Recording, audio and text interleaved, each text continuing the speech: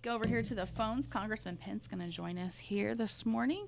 And good morning, Congressman Pence. Are you there? Yes, good morning. All right. How are we doing after the Thanksgiving holiday? Stuffed, like the turkey. Exactly.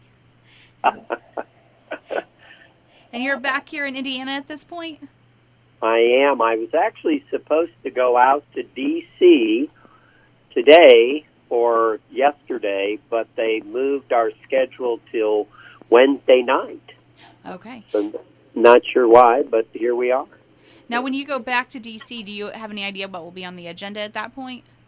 Yeah, I sure do. I have. I've got the schedule of all the different bills that we have to consider, but then I've also got some hopes that we talk about the CARES Act, that we talked about some additional PPP, things like that for Main Street America. All right. Now, a lot of work has been going into the coronavirus task force. You've got doctors and frontline workers out there. They're working on getting that vaccine out. Where do those kind of things stand right now? Yeah, I'm very, very hopeful. One of the things I did before Thanksgiving week, I got down on the floor and I thanked all the folks involved in Operation Warp Speed. To include my brother who led the task force for the last 10 months. All the hospitals, first responders, doctors, drug companies, and everybody have been working real hard, and we see some tremendous progress in the vaccines and therapeutics. Now, we need some help in the care right now as the positives flare up, but I just, I really wanted to point out what a great job those that have been working on it have been doing. We talk about all the positives and things like that, but we never really give much credit to those people that have worked around the clock. And I know they've worked around the clock because I've talked to my brother, since March. It has been a time that has been so trying and so much investment, and whether it's at the level such as vice president with your brother, or even here at a local level, the hospitals and such in the local government, so much going into trying to fight this pandemic.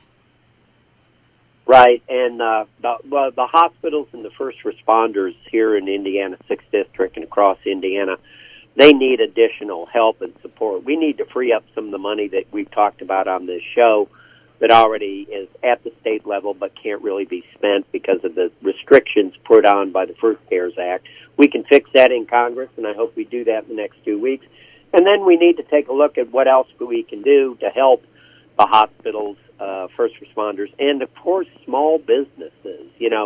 Thank God that in Indiana we've been open and we haven't seen the closures and the bankruptcies that these other states have. But, closed businesses mean lost jobs. Lost jobs means no pay as we continue to try to open back up.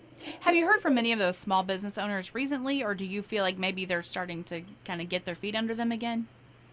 I have.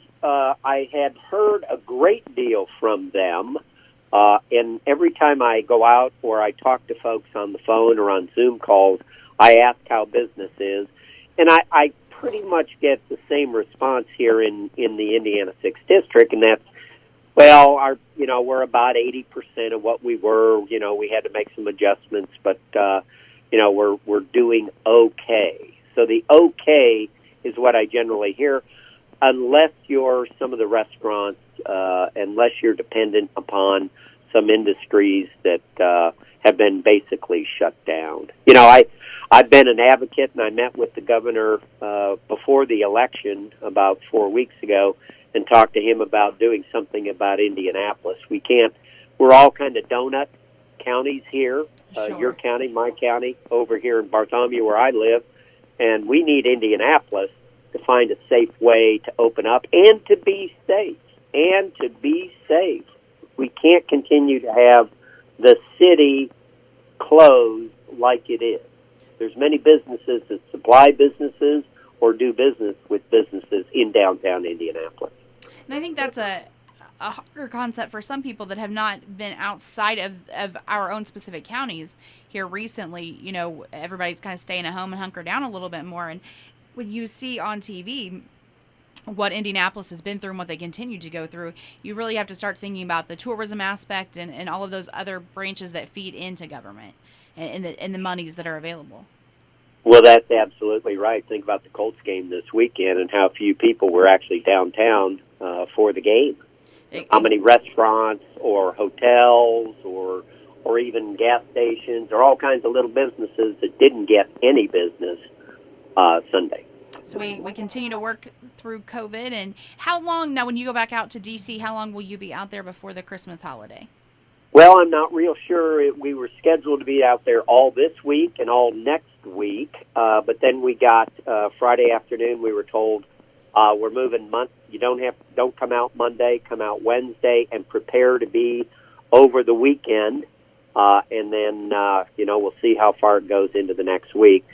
I know that we are working on a Main Street support and first responder support. I've been an advocate that we don't go bail out Chicago, Illinois. We'll see what they put on the table. We've been arguing about this. I thought we should have passed the bill in September. I thought we had some real good solutions to this, but we didn't get there. But I'm optimistic. I think everybody understands we've got to do something for small businesses and for hospitals and first responders. Very good. I want to turn the events here just for a moment. There in Bartholomew County, you were able to honor Diesel. He was a K-9 officer that was killed in the line of duty a couple weeks ago, and I know you were able to give a speech for Diesel. I did, thanks. I did that on the floor too. They are four-legged heroes in our communities. I participated kind of in a indirect way in the parade around Bartholomew County in honor of him, and it was an honor to get on the floor and talk about him. I know that a lot of people were very saddened by his demise at the hands of a criminal who they have since arrested and hopefully bring him to justice. Very good. Very good. We appreciate that so much. Well, Representative Pence, anything else out there that you want to let constituents know? Well, thank you for reelecting me for 2 more years. I'm going to keep focused on constituent services just like I have for the last 2 years. Call us at pence.house or email us at pence.house.gov. We've got office locations, office telephone numbers, and emails, and we'll be happy to help you with anything you need. All right. Well, thank you for joining us this morning. Have a safe trip back to D.C. this week. Okay. Thank you very much. Thank Bye-bye. you. Thank you. Bye. Bye-bye.